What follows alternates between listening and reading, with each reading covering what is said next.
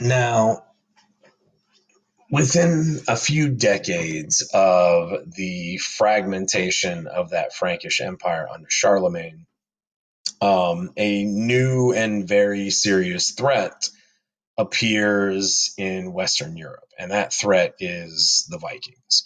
Now, we call them the Vikings. However, just like the Byzantines, they never called themselves the Vikings. The word Viking actually refers to the term for going out on a raid in search of loot and slaves. So, to use the word Viking properly, you wouldn't say, oh, the Vikings went on a raid. You would say the Scandinavians went on a Viking. But again, as history developed as an academic, entity, we decided that we needed to classify and name things to make things simpler for us to understand. And the word Vikings basically has just stuck culturally. So let's talk about who these Vikings are and why they are such a threat to Western Europe. So around the end of the ninth century, right, the mid to late 800s, a number of different push factors in Scandinavia force almost an entire generation of young men from Scandinavia west. Um, they are searching for land, they are searching for wealth. Um, the Scandinavian Viking people are, small scale peasant farmers for the most part. However, Scandinavia is not, the warmest or the most ideal land in terms of agriculture.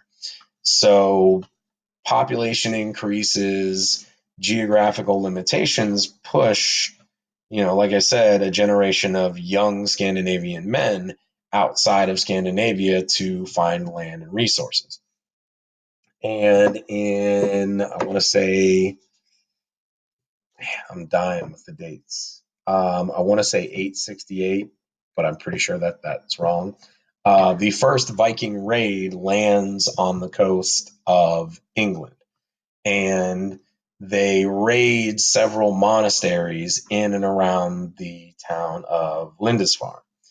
And what they find are wealthy Catholic churches and wealthy Catholic monasteries with essentially no protection. I mean, these are monks and priests. These are men of God. These are celibate clergy. These are not warriors. And so these Viking raiders essentially fall upon a gold mine. They encounter very little resistance and come away with, you know, dozens of slaves and lots of gold and wealthy items. And this just, simply encourages them to continue to return to England year after year after year. And as word of the wealth of Western Europe, and especially the wealth of Roman Catholic churches, starts to get out, more and more Scandinavian Vikings embark upon raids into Western Europe. Pretty soon, they expand from England into the mainland. They raid and plunder cities. They capture women and children for the slave trade. They ransom captured nobles and other wealthy landowners. In some cases, they actually extort large cities or even entire small kingdoms for protection money.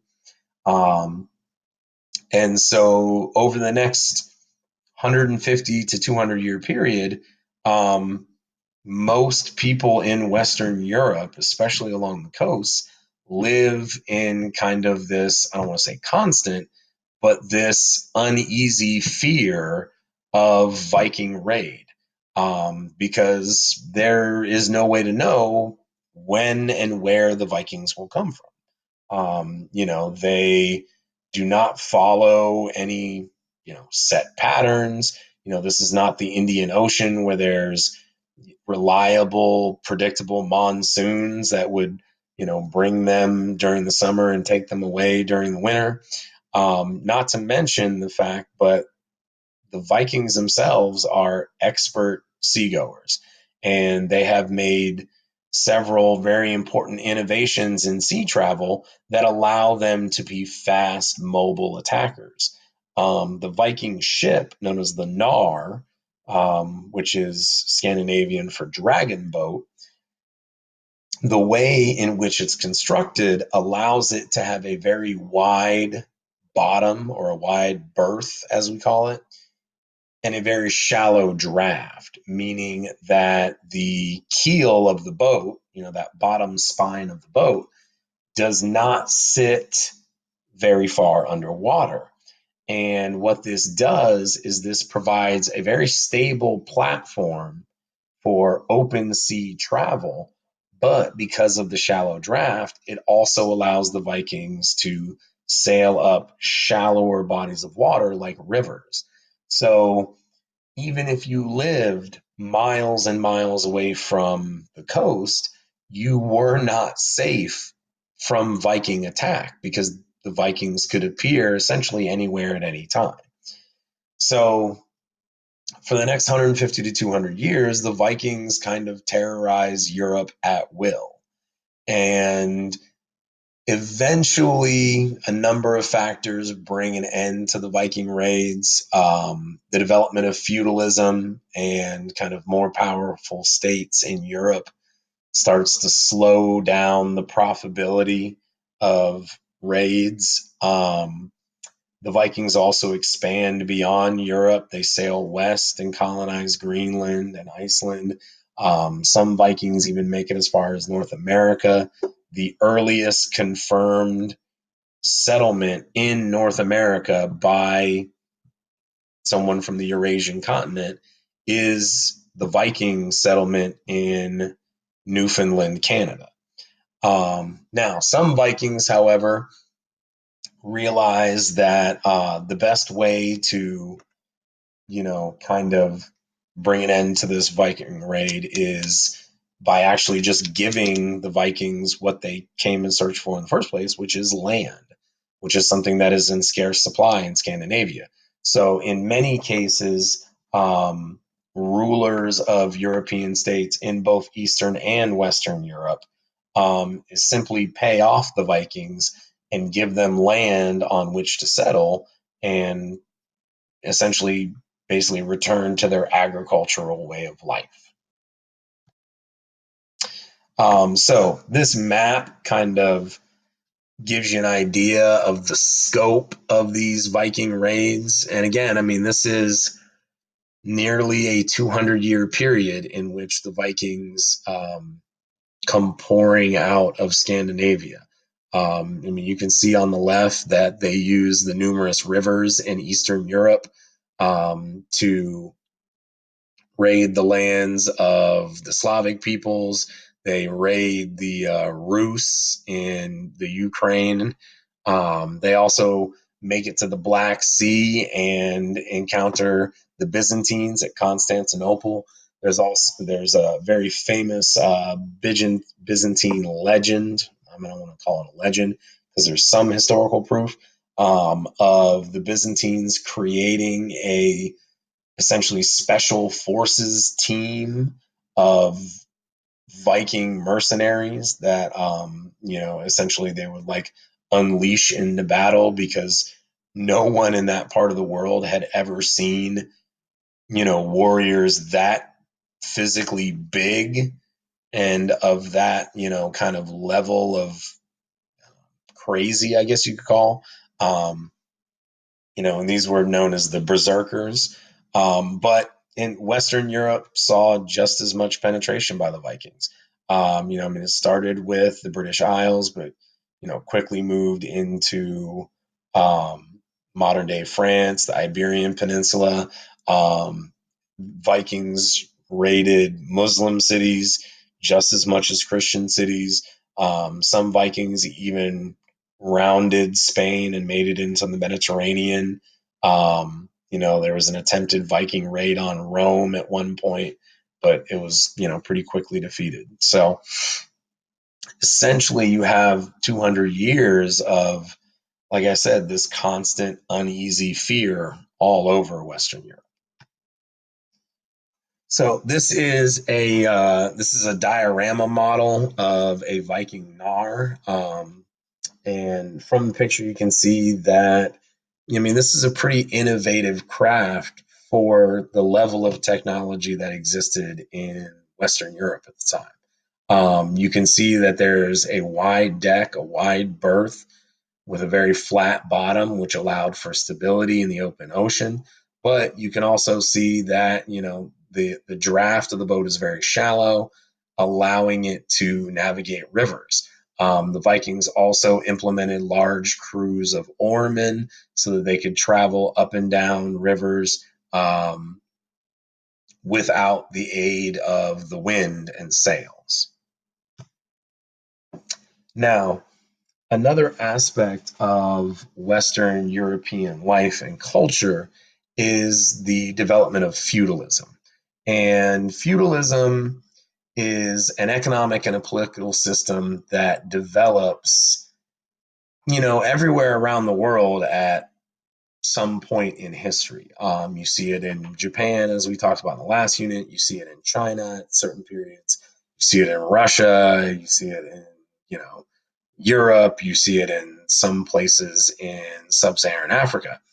But essentially, feudalism develops whenever there is large-scale political instability. When the government cannot protect the interests and the safety and the security of their people often turn to local, powerful men who can be there to ensure their safety. Okay. And feudalism as a system is both political and economic, and it's based on mutual relationships. Okay. In Western Europe specifically, you would have local landowners known as lords that would negotiate agreements known as feudal contracts with the peasants that live on their land. And they would provide land and protection to those peasants. And in return, the peasants owed them a certain amount of labor, a certain amount of services, and a certain amount of taxes per year. The lords would then turn around and use that acquired wealth to hire vassals, warriors, in this case, knights, to provide protection for their land and for the peasant population, as well as to provide military service to the next larger, more powerful lord that lord was a vassal to. Okay, and this scale goes up and up and up and up and up and up and up until you eventually reach the pinnacle, which would be a king, right?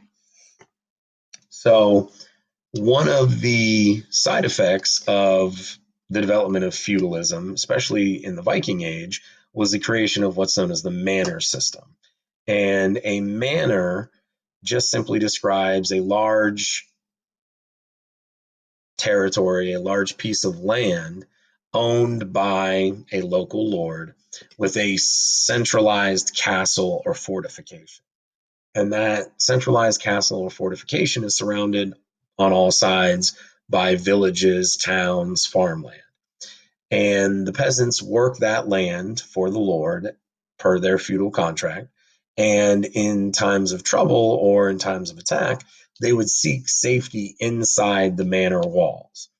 And so this was first developed in England under King Alfred in order to deal with Viking raids and in order to reward local lords who were loyal to the king. Um, Now, one of the unintended side effects, or maybe intended, was that while this provided safety and security, it really limited the lower classes in terms of their social and their economic mobility.